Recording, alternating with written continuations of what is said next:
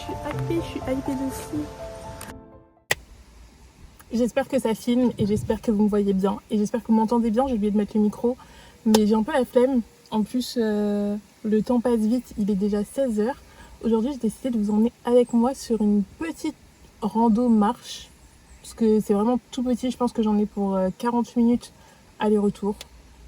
Peut-être un peu plus, bon on verra. Il est 16h donc j'aimerais bien être ici à 18h max puisque le soleil se couche à 18h30. Du coup j'ai choisi de faire la randonnée de Didier, aller à la première cascade. Ah, j'entends du monde qui arrive, est-ce que je vais assumer de filmer devant des gens? Pas du tout.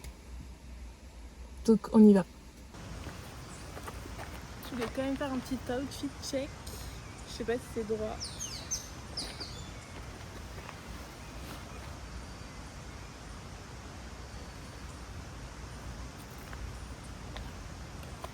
Du coup, pourquoi je choisis cet endroit? Parce que c'est pas très loin de chez moi. C'est une rando que j'ai déjà faite une fois, donc je vois à peu près comment ça va être et tout. Donc je suis un peu rassurée à ce niveau-là. Je voulais pas partir dans l'inconnu. J'avoue, tout de suite dès la première fois. Le temps est un peu changeant, il pleut, il fait beau, il y a du soleil, c'est couvert. En même temps, parfois il y a des éclaircies. Mais je sens que ça va être cool. J'ai un peu peur, mais ça va être cool. Je suis un peu stressée. Allez, on y va.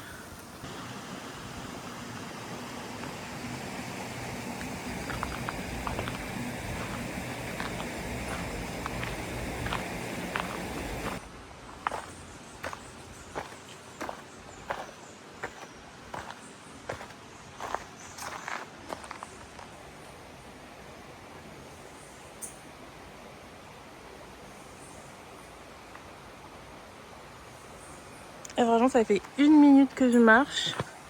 C'est déjà hyper dépaysant. J'ai croisé du monde, donc j'avoue, je suis rassurée de ne pas être toute seule. Et en plus, comme c'est un sentier qui longe une rivière, je suis un petit peu rassurée dans le sens où ça va. Il n'y a pas eu d'alerte météo qui dit que faut pas aller près de la rivière parce que comme je vous disais, le temps est un peu changeant. Il pleut par moments et je pense pas que ce soit des pluies qui fassent descendre la rivière, quoi. Donc ça va. Il y a une grosse marche. Hop.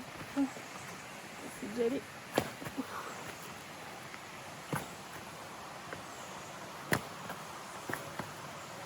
100 pas. On passe au-dessus de la rivière. C'est trop bien. J'avoue qu'au fond de moi, je suis en panique là. Je suis pas bien. Mais bon, j'essaie de me mentir à moi-même et de me faire croire que tout va bien. Un tunnel sombre. Mais ça va. On voit le bout. Mais j'ai peur. Je vais... Est-ce que j'arrive? Franchement...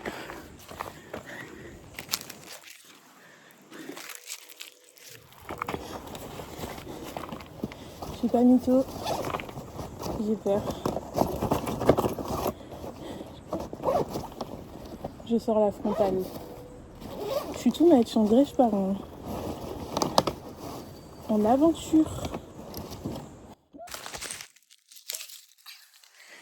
Bon, je vais pas la mettre.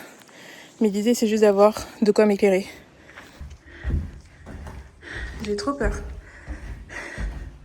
Allez, c'est parti, je vous retrouve au bout. Je suis vraiment pas bien. J'ai envie de courir, mais j'ai peur de tomber. Oh my god. En fait, je veux pas trop regarder autour de moi parce que ça me fait peur. Ah, dégoûte. Non, mais c'est une blague. L'idée, c'est juste de regarder à mes pieds, qu'il n'y ait rien, que je puisse écraser ou qu'il me fasse tomber. Yes! On y est, on l'a fait. Ouais. Ça y est. La lumière. Je vais pas mentir que sans la lumière de la frontale, ça aurait été très compliqué. J'aurais été... J'ai paniqué. Mais en même temps, je me disais, tu vois, c'est bien parce que ça te fait dépasser certaines craintes. Et je vous jure que j'ai hésité à venir cet après-midi parce que je savais qu'il y avait ce passage et j'avais trop peur de le faire, mais je l'ai fait. J'espère que ça va bien se passer au retour aussi.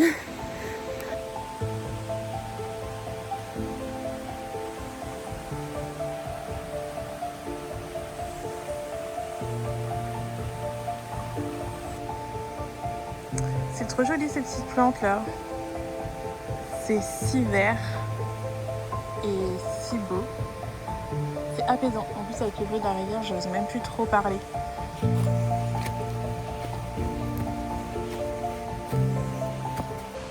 Je suis pas sûre de savoir quel arbre c'est, mais la taille de ces... Ça s'appelle des potophores ou des photophores? De ces racines. Je sais pas si vous vous rendez compte déjà, pour l'avoir en plein dans le champ, j'ai dû être en plan large.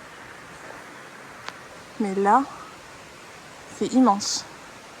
Genre, je pense que ça fait plus d'1,50 m. Hein. Juste cette partie-là. C'est hyper épais.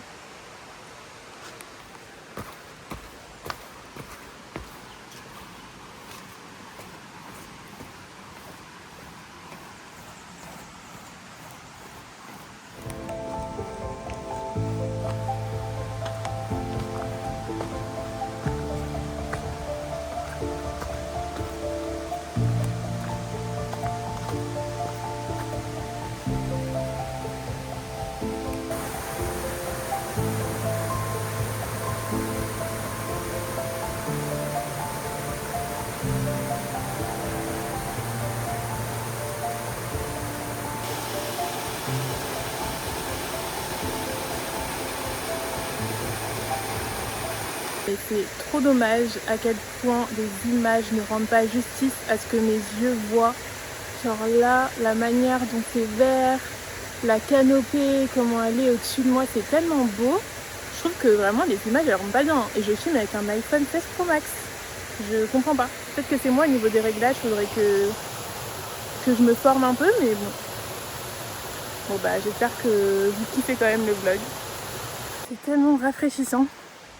Ça fait du bien. Et je viens de me rappeler que je vous ai pas dit pourquoi je faisais ça. C'est parce que j'ai l'habitude d'aller courir.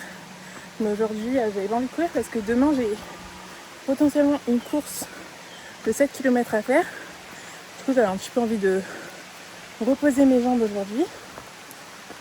Et en plus, dans 2 semaines, non, la semaine prochaine, j'ai un trail de 14 km. Et autant vous dire que je suis pas vraiment préparée. Du coup, je me suis dit que ça pourrait être bien de marcher un peu en forêt sur du sentier. Parce que quand je vais marcher ou que je vais courir, je suis sur route. Et du coup, je pense que mes chevilles et tout sont pas hyper prêtes pour les impacts qui m'attendent la semaine prochaine. Ok. Il y a des vestiges, ou peut-être que c'est encore utilisé, je pense pas.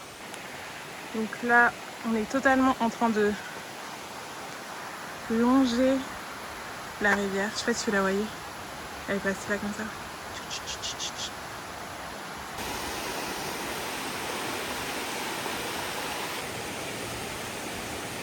La paroi, c'est trop beau. Un mur végétal naturel. Mon rêve d'avoir ça chez moi. Les bêtes en moins, je suppose.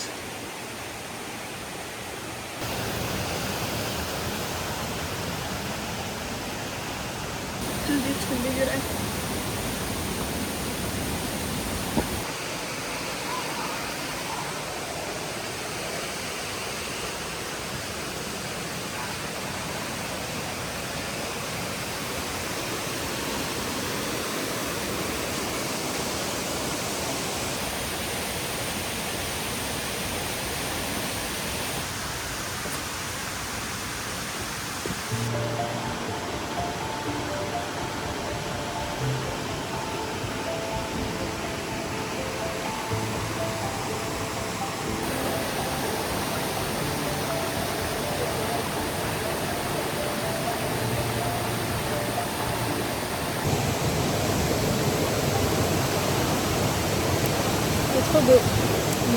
pas toute seule, donc je suis un peu gênée de faire les plans que j'ai envie de faire.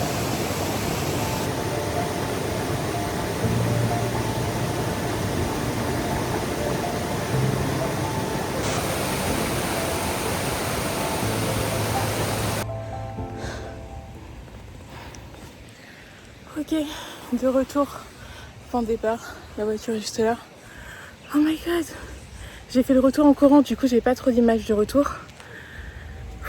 Bah comme je vous disais, c'est pour m'entraîner pour mon trail.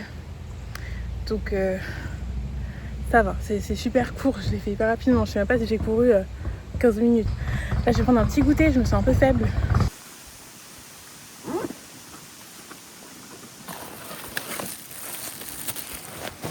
Il est énorme. Je fais tout tomber. Bon alors, ce que je retire de cette expérience, c'est que c'est sympa de randonner seule.